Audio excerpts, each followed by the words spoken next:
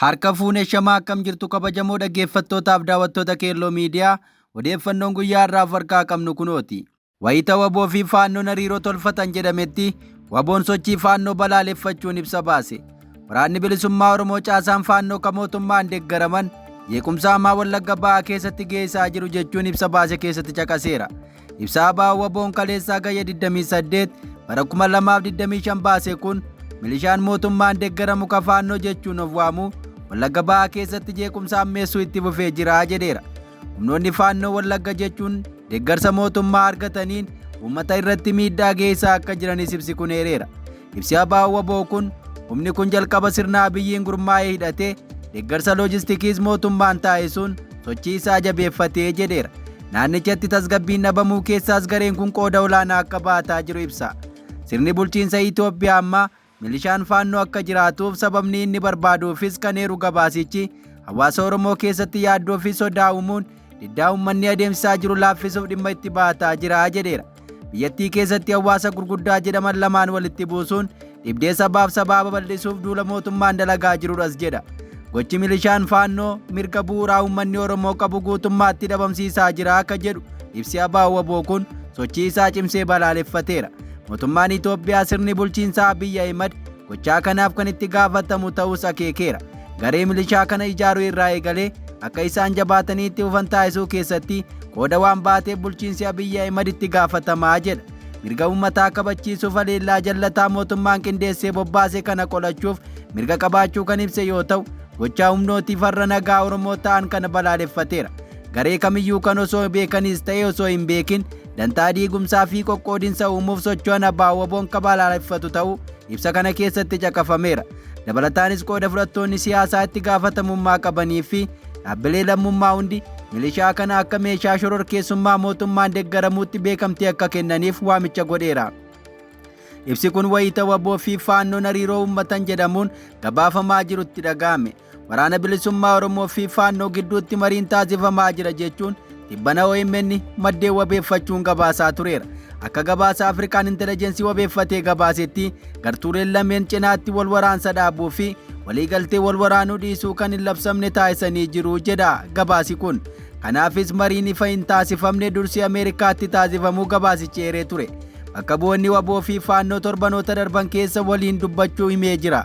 Marii kana booda gartuuleen lameen akka waliin waraanni waliigalteen taasifameera jedha.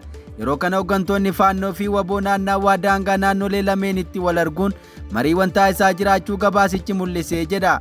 OMN gabaasa isaa dheengadda baasee keessatti kana hordofuun fayyadamtoonni miidiyaa hawaasaa hedduun waraana Bilisummaa Oromoo qeeqaa turaniiru. Inumaa faannoo waliin akkamiin marii tolfata ka jedhan namoonni hedduun dhimma kanarraa dubbataa turan. Ta'us akka gabaasa ba'aa waboo irraa kaleessa bahetti ammoo dhimmi waliigaltee faannoo fi waboo jedhamu sun dhugaa akka hin taane mirkanaa'eera.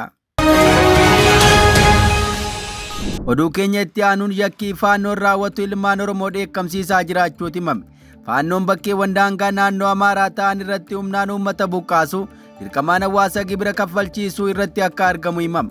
Haalli faannoon itti jiru kun mootummaan to'atamuu utuu danda'u callisni mootummaan naannoo federaalaa fi daranuu hawaasa aarseera. Mootummaan Itoophiyaa humna kanaan dhaabbadhu jechuutuu danda'u inumaa deeggarsa meeshaa fi loojistikii harka lafa jalaan taasisuufiin humni kun hawaasa akka dararu taasisee jedhame. Dhimmi kun qondaalota siyaasaas dubbachiisuutti jira. Qondaalli abaa'oo lammii beenyaa mootummaan bu'aa dalgaa barbaachaaf humna kana uummatatti gadi gadhiisee jedheera. Faannoon godina Wallagga Ba'aa fi Horroo Guduruu Wallaggaa aanota tokko tokko keessatti sirnaan gad of dhaabdee caasaa mootummaa sadarkaa gandaatti diiguun dhugaadhaa jedha. Fakkeenyaaf aanaa Kiiramuu keessatti gandoota argaman keessaa 75 harka faannoo jira. Aanaa Abey Dongoroo gandoota hedduu faannootu bulcha. Aanaa Jaardagaa Jaartee irra guddeessa faannootu bulcha. Aanaa Jiddaa Ayyaanaa fi Amuruu keessaa akka barbaadan socho'uu jedha barreeffamni lammii beenyaa. Namni maatiin isaa aanaa Abey Dongoroo jiraatan tokko baatii 5 dura haati koo gabaa dhaqxee galuuf hayyama faannoo argachuu qabdi. Gibira isaaniif kaffaltii, galaa isaaniif qopheessitii, yoo akkasiin goone lubbuun jiraachuu hin dandeessu jedhamuun itti himamuu isaas caqaseera. Faannoo kana gara jalqabaa mootummaan PP ijaaree leenjisee hidhachiisee ka jedhu lammiin akeekni isaas waldhabdee dalgaa horizontaal konfiliiktii ammeessuuf akka ta'e ni hubatamaa jedheera. Amma humni kun daran babal'atee shawaa lixaa aanaa daannoo, shawaa kibba lixaa aanaa ammayyaa, gammoojjii gibee qabatee bal'inaan of ijaaree uummata keenyarraan miidhaa hamaa geessaa jira akka jedhu lammiin naatoo namoomaa kan hin qabne dhala namaa kan hin mararsiifannedha jedheera. Ammoo humni farra dhala namaa ta'an kun hanga ammaatti shororkeessummaatti hin farrajamne akka jedhu barreeffamni kun mootummaa waliin hidhata addaa waan qabaniif harki irra qabamuu isaa ibseera. Oduu keenya itti aanuun waraanni bilisummaa Oromoo humnoota Faannoo mootummaan hidhachiise irratti tarkaanfii akka fudhatu ibse.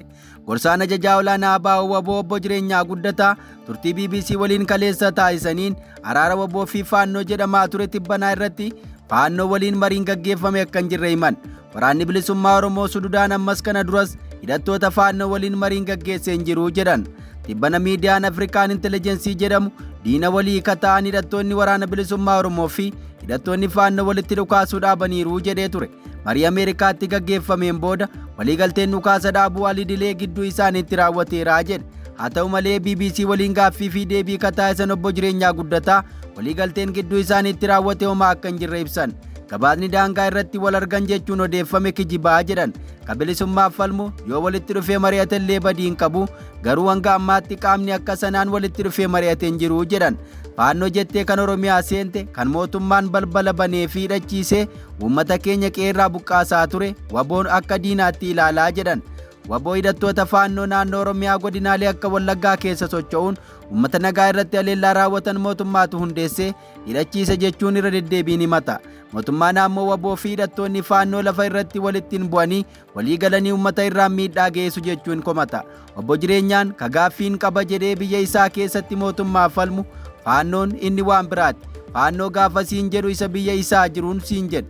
Inni daangaa Oromiyaa seenee uummata keenya buqqisu inni diinaa akkasitti hubatamuu qabaa jedhaniiru. Itti dabaluun walitti bu'iinsa cinaatti uumuuf yaalaa turan irraa baqachaa turre daangaa Oromiyaa ce'ee dhufe akkatti teenyee ilaallu hin qabnu jedhan. Inni biyya isaa keessatti gaaffiin qaba jechuun socho'u garuu akka biraatti ilaalamaa jedhaniiru. Waraanni bilisummaa Oromoo sochii hidhattoonni Faannoo naannoo Oromiyaa keessatti taasisan balaaleffateera.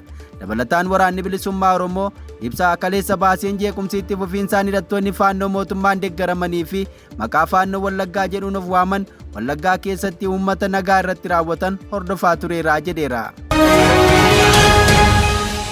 Oduu keenya birootiin haleellaa Raashiyaan namoota nagaa irratti raawwatu fudhatama hin qabu jechuun hoogganaan olaanaa UN ibse. Hoogganaan olaanaa biyyoota gamtoomanii Antooniyoo Guuteres haleellaa Raashiyaan magaalaawwan Yuukireen irratti raawwachuun namoota nagaa 19 ajjeesuun fudhatama hin qabu hatattamaan dhaabbachuu qabaa jedhan.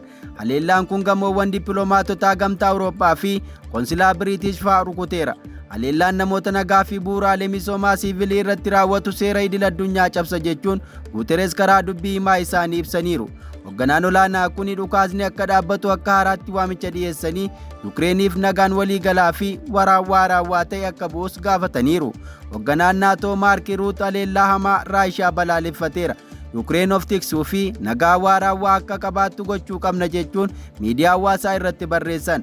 Gama biraatiin ministeerri muummee Xaaliyaanii Joorjiyaa Meelooniin mootummaan Raashiyaa karoora waliigaltee nagaa gochuu hin qabu jedhan. Joorjiyaan ergaa X irratti barreessaniin eenyu nagaaf akka dhaabbatuu fi eenyu kaayyoo marii akka hin qabne haleellaan miilanaa kun nutti agarsiiseera jedhaniiru. Egaa dhaggeeffattoota Keelloo miidiyaa odeeffannoon irra of harkaa qabnu kanan gammaa dhaggeeffattan ture qophii Keelloo hafe waliin turtii gaarii.